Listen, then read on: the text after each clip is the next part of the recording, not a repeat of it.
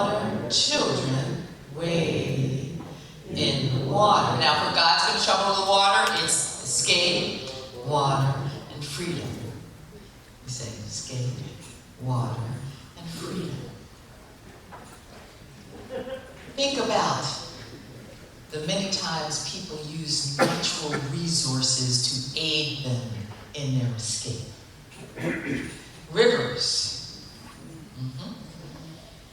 Rivers to help.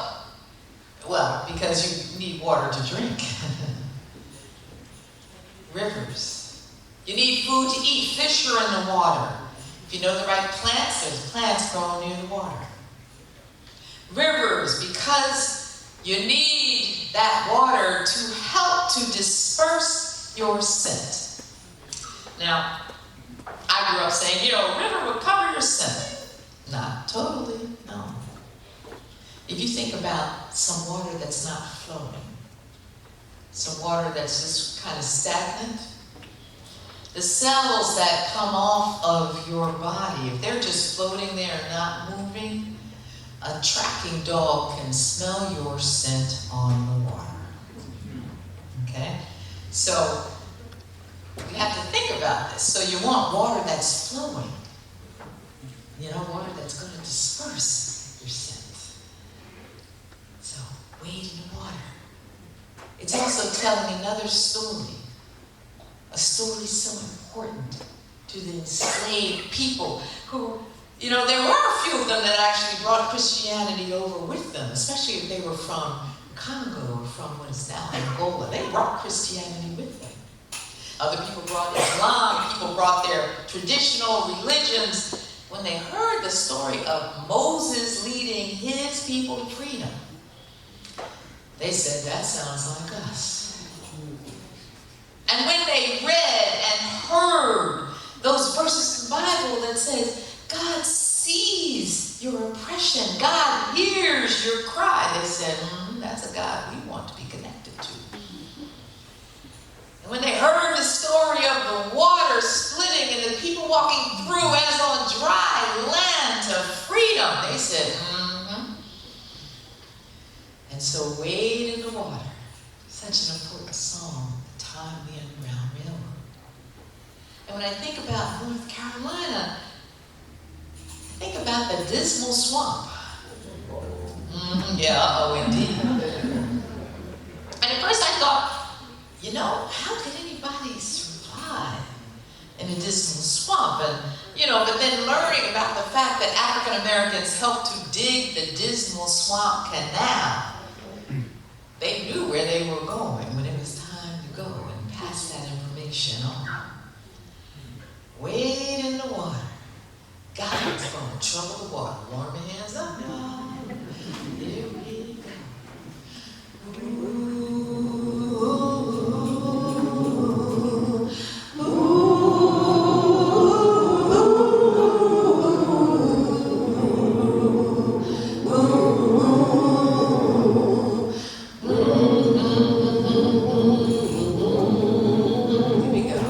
Wade in the water, wade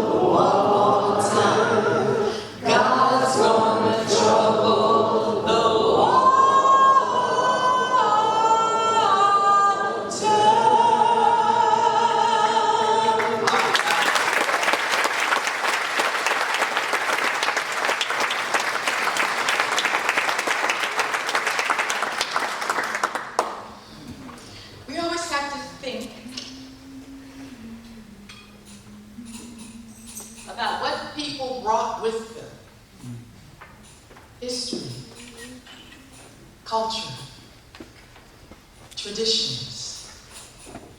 We always have to think about the experiences they were having and how that informed these songs.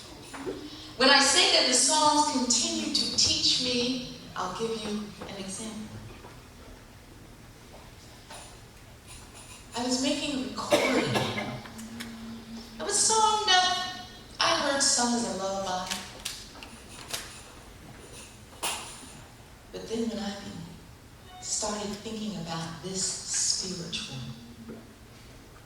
and what it meant, perhaps for a mother whose child had been sold, who wished that she could be singing that child to sleep, of a father who wished that he could protect his children, the song took on a different meaning. Because if you couldn't be there to protect your child, if you didn't even know where your child was, you would be thinking, God, let your angels watch over my child. And that made the song take on a whole new kind of meaning for me, as I say. All night, all day, an angel's watching over me, my Lord. All night, all day, angels watching over me. Sing again now. All night, all day, angels watching over me, my Lord. All night, all day, angels watching over me. Oh, when I lay me down to sleep, angels watching over me, my oh, I praise the Lord, my soul to keep. Angels watching over me. Oh, sing it now. All night, all day, oh, angels watching over me, my Lord. All night, all day, angels watching over me. One more time, sing.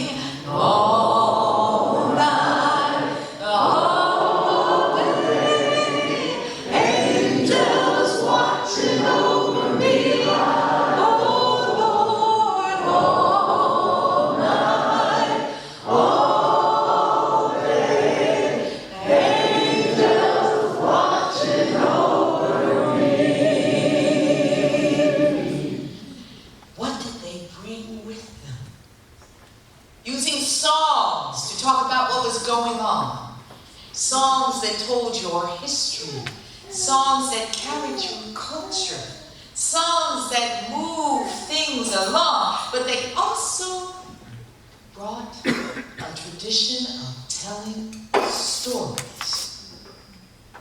And of course, some remembered the stories from the places where they had come in Africa. Some remembered stories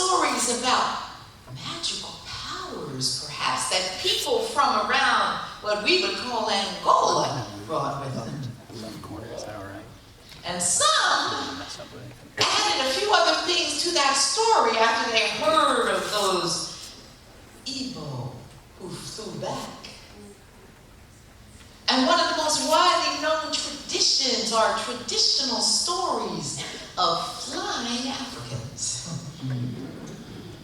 And here's one that comes from an adaptation of the telling by Virginia Hamilton. The people who could fly.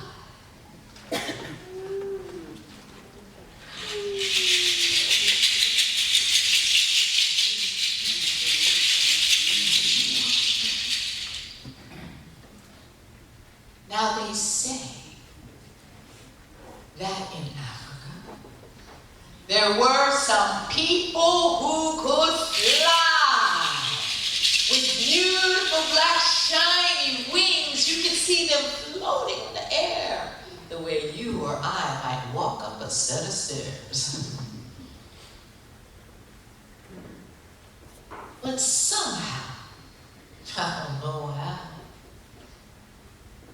a few of them had gotten caught. A few of them were chained.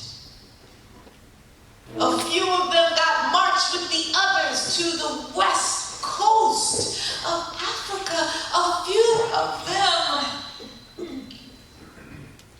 were put down in the stench of filth. A few of them endured the Middle Passage, but they forgot how to fly. When they could no longer breathe the sweet smelling air of their African homelands. But there was one who did remember. One who found himself enslaved. One who some folks would call an old man, but some of the rest of us would call an elder. And his name was, well, the master called him Toby. Because the master was not about to let him use the name he had been born with. Now, Toby had been enslaved in the same place for many, many years. And he and the master, they had both become old men together. So at one point the master said, Toby, come on over here now. Now, Toby, you and I have gotten old together. Yes, we have. And Toby said, He said, now, you know, I see you every day going out there and the sun is hot and it's beating down and the sweat's rolling off. And, you know, I think I don't want you to be doing that anymore. Toby said, He said, you just every day go out and do what you think needs doing. I trust you, Toby. Master said, So every day, Toby would get up in the morning and he'd go around back to the big house and he'd get a little of that extra food from the women that were doing the cooking. And then he would go on down and maybe chat with the blacksmith for a minute. He might go and see what was going on with the horses and the groomsmen. He might step back to see what some of the people who were growing the medicinal herbs were doing, especially if he had a little ache and pain. I mean, after all, he was an elder, amen? But then in the afternoon, Toby would get a bucket of water and a ladle. He'd fill that bucket with the cool, sweet water from the well, and he would go up and down the rows, giving a little sip to this one, giving some encouragement to that one, so much so that people began to sing about him. They would sing, "Bring me little water, Toby. Bring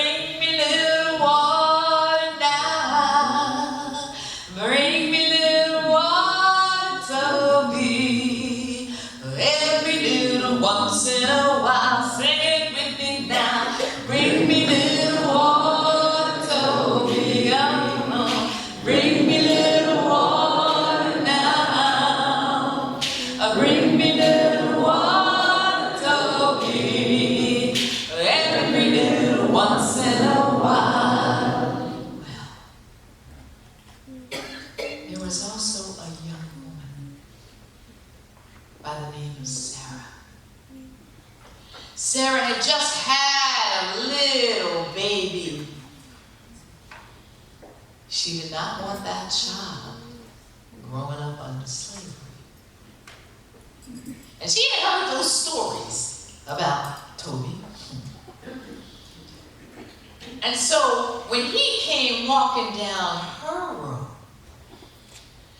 she stood up, and he was expecting her to be singing that song. She said, Toby, Father, please, I hear that you remember how to... She couldn't even get that word out. He said, shh. And he looked around and saw the overseer who was just right nearby. And he looked over his other shoulder, saw the master sitting up on the porch with a big old glass of sweet tea. And he was watching, looking there, and Toby just sort of nodded his head, said, you ought to get that child out of the sun. Why are you bringing that child out here every day? I see you do that. And Sarah took a little sip of water, gave her a little water. Baby. Toby nodded his head and kept on going. But she knew he had heard, and she hoped he would deliver. So that night, she went back and she gathered up her things. She didn't have much to gather up. And the next day, she had her baby in between the